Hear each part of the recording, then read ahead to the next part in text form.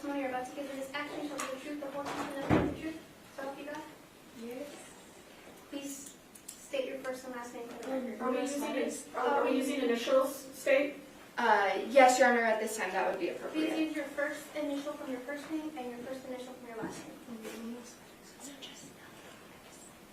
Oh, L.A. S. S. Yes. L.X. Thank you. okay. Whenever you're ready. My name is Luna Suarez, and I'm here seeking justice for my brother Christopher Suarez. Christopher was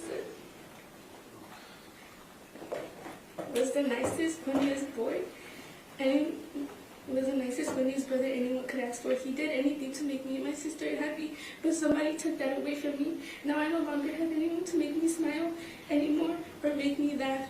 I want him to know that day he didn't just pick Chris that day. He took a piece of everybody who loved and cared for him. Chris always wanted me to be good in school. He helped me with my homework and helped me study for tests. He always told me if it's not straight A's, it's nothing. He always wanted the best for me and my sister, but now he could only wish the best for us up in heaven. I just want Brooks to know that the years Chris has lived, he was a better man than he could ever be. All I'm asking is for you to give my brother the justice he deserves. Please give Brooks a maximum of 8 to 20 years in prison. Thank you.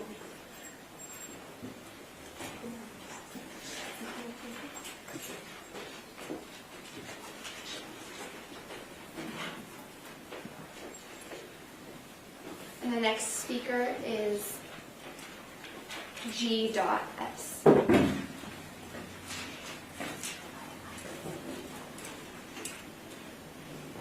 Raise your right hand.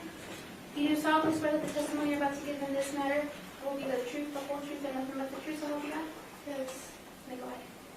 My name is Giselle Suarez. I am here for justice for my brother Christopher Suarez. My brother did not deserve what happened to him. Christopher was more than just a brother to me. He was someone I could vent to. He was my helper if I needed help with my schoolwork. He was the one there. He was the one that made everyone laugh. Now there's silence, sadness, emptiness every day. I come to my brother too and just talk to him, knowing I will never get a response back. That one person that loved me so much and that always had my back is now gone. So all I'm asking is to give Brooks the mask because my brother didn't just die, he got killed by Brooks. So give him what he deserves. 8 to 20 years, please and thank you. Thank you.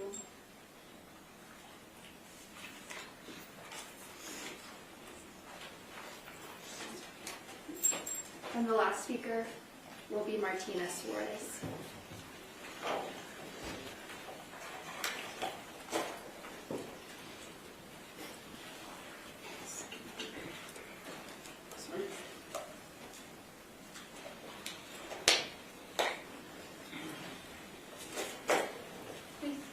Maybe would you raise your right hand? It's okay. You do solemnly swear that the testimony you're about to give in this action shall be the truth, the whole truth, and nothing but the truth? So help I you God? do. Please state your first and last name for the record. Martina Suarez. Thank you. Whenever you're ready.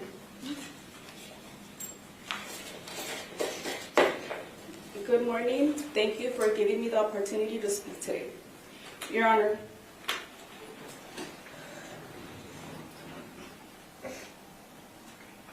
my name is Martina Suarez, and I am here today seeking justice and speaking on behalf of my 12-year-old son, Christopher Suarez.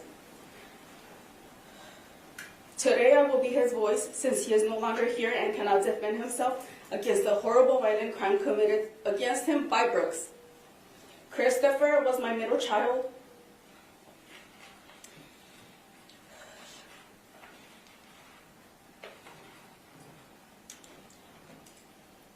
And from the moment he was born, he brought nothing but love and happiness into our lives. He was the funniest, craziest, happiest boy you can ever imagine. He has twin sisters who were born on his first birthday. And rather than be jealous, he loved them with all his heart. They were my triplets, sharing a very close, beautiful relationship.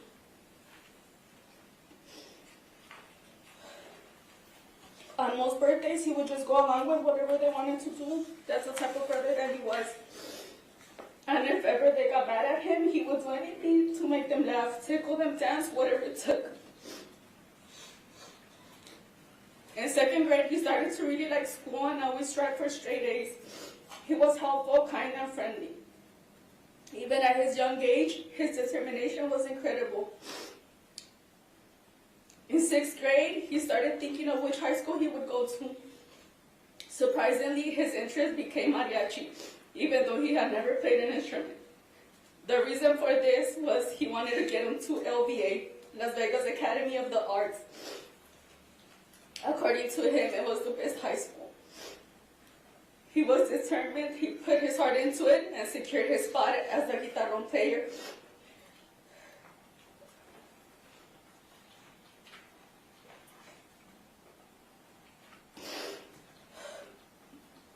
Of Mariachi Los Bravos. And even though his dream was cut so short, those months he was the happiest I've ever seen. And he made me even prouder, as if that was even possible. He was a perfectionist, so we would often hear him practicing his guitarrón or doing extra work on his Chromebook. I always admired how he could be the best at everything. The best son, the best brother.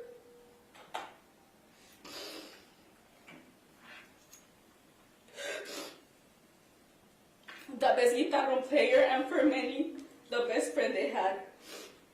He really was the best thing in my life.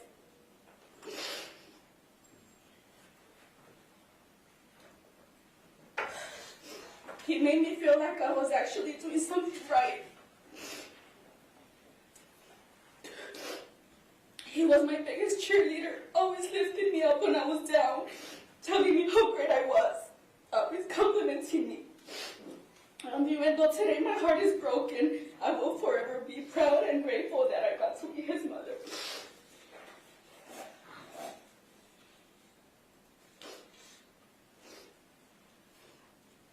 Sorry. It's okay. Do you need a moment? No. The last time I spoke to my son was Thursday night, October 2nd, as I was leaving my house to go work my graveyard shift. He was laying on my bed facing his puppy, both just staring at each other. That is my last memory of him alive. On October 3rd, after finishing my shift, I received a call that would forever change my life. That afternoon, my son had a mariachi concert, so he had walked to school a little earlier instead of waiting for me. During that call, I was told that Christopher was hit. No other details, just that. I immediately drove to his school, and my heart dropped when I got near enough to see how many cops had the street closed off. I remember seeing my daughters crying and them just saying Chris over and over. I then picked up my older son, and as we were driving to the hospital, the social worker from the hospital called me to see how far away I was. She asked me to hurry up and promised me that she would hold his hand and not leave his side until I got there. By the time I got there, he had just got into emergency surgery, a surgery that he might not even survive. It was a couple of hours until the doctor came and explained the situation. He had been unresponsive and still showed no brain activity, and was bleeding out everywhere possible, his brain included.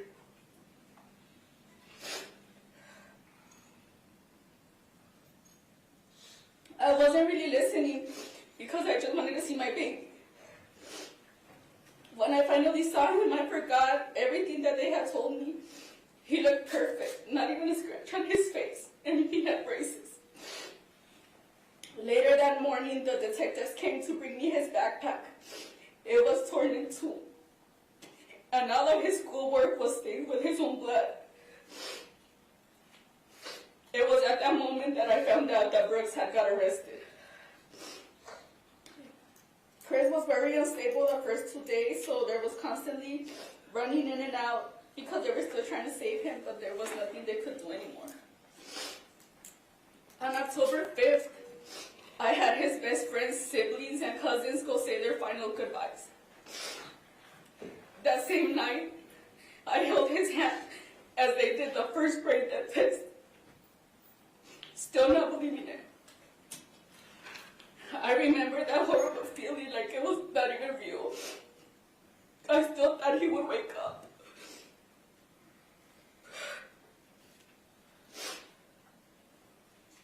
The next morning, the first responders came to the hospital, and I remember them telling me how sorry they were with tears in their eyes. And then finally hit me that he was really gone. My son was dead.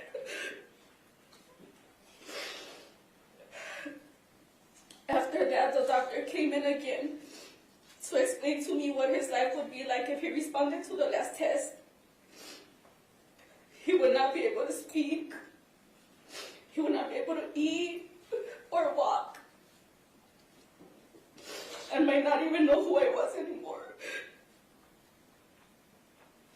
At that moment, I realized I was just being selfish and I had to let it go. I kissed his face and cried told my son that it was okay, that I was ready. And that afternoon, I once again held his hand, and he was declared dead October 6th, 2025 at 1:29 p.m.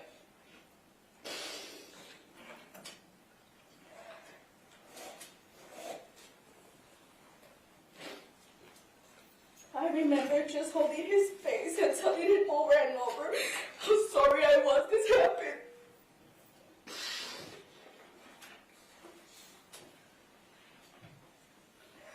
The pain is something that I cannot describe. It's so horrible that to this day I can't believe it's gone. Then the hardest part was the organ donation. Although I knew it was something he wanted because we had just spoken about it the Saturday before when we were driving back from one of his concerts. I was so hurt I didn't want anyone living because he wasn't alive. But I knew that he would never forgive me. And despite all of his injuries, he was able to give life to 6 different people. I still remember the first day that I saw Brooks. My son had just died, and he sat there smirking and yawning. At that moment, I realized that he was not sorry at all. After speaking to the detective and learning more about the police report, I learned that he hit my son. He left him laying there on the street like he was trash. He went home to smoke more weed and called a mechanic to fix his car so that he wouldn't have to go through insurance. While my son was laying there dying, bleeding to death.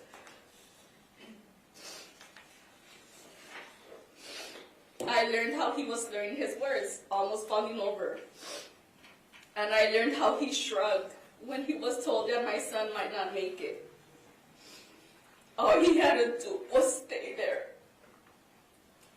Hold his hand, do the right thing, try to save his life, but instead he chose to do more drugs. He has no regard for human life at all. And if he hadn't been arrested that morning, he was going to continue driving his own children around.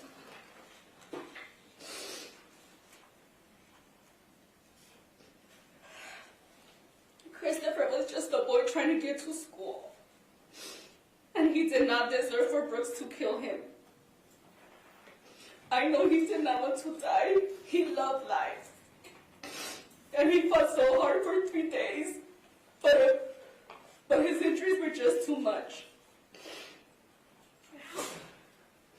His official cause of death was multiple blunt force trauma, which is he had full skull fractures, bleeding of the brain, a broken hip, a broken shoulder, a broken arm, broken fingers, a broken leg, a broken foot, and internal bleeding.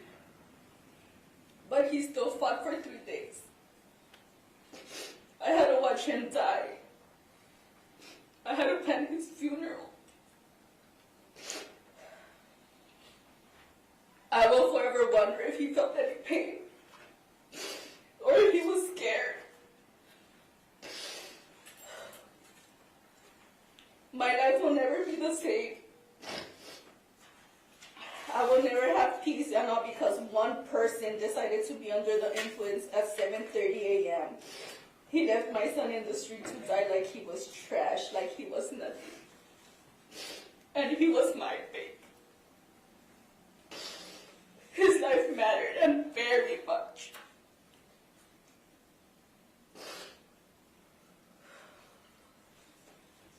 There is a void in my heart that will never be filled.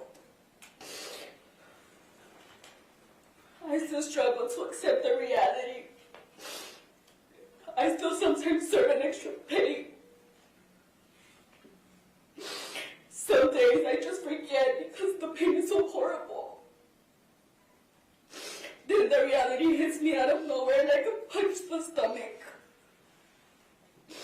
I am currently on antidepressants, sleeping pills, anxiety pills, PTSD medication, anxiety medication, nightmare pills to block my brain so that I can get some sleep, and of course therapy. This has destroyed my life and my family. My children are traumatized, and I have to drive by the scene every single day when I take them to school. I relive it every single day. And if that wasn't enough, during these past 6 months, Brooks has sat there and laughed at me. Even tried to intimidate me, like I'm the one that did something to him. I have had to see everything on the news. I have seen the video of when he hit my son, and he still continues to lie and not take responsibility. Not once has he shown any type of remorse, and that proves that he is an evil human being. I would like Brooks to know that he killed a good boy. My baby. Chris was and is still very much loved and remembered by many people.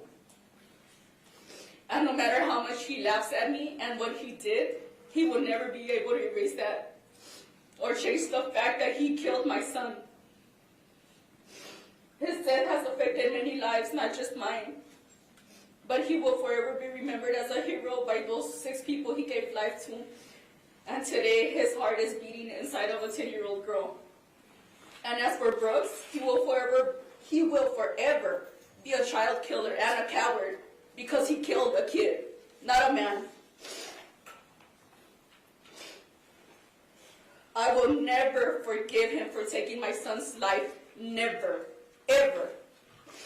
And I truly believe that he is a danger to anybody that comes his way, and he will do it again if given the chance.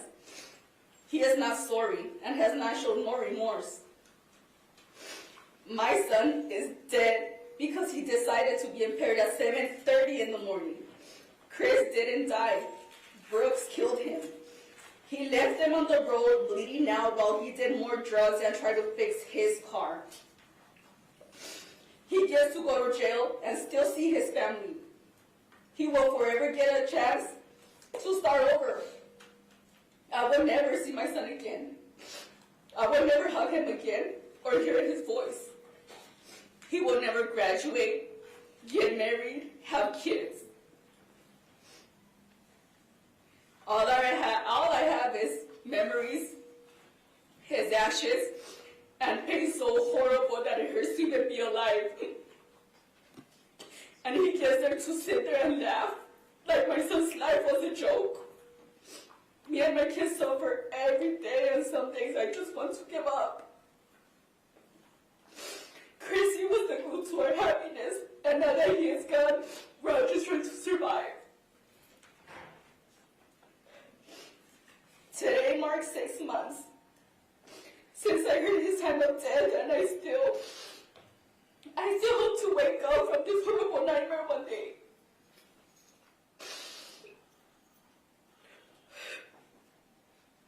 I miss my son,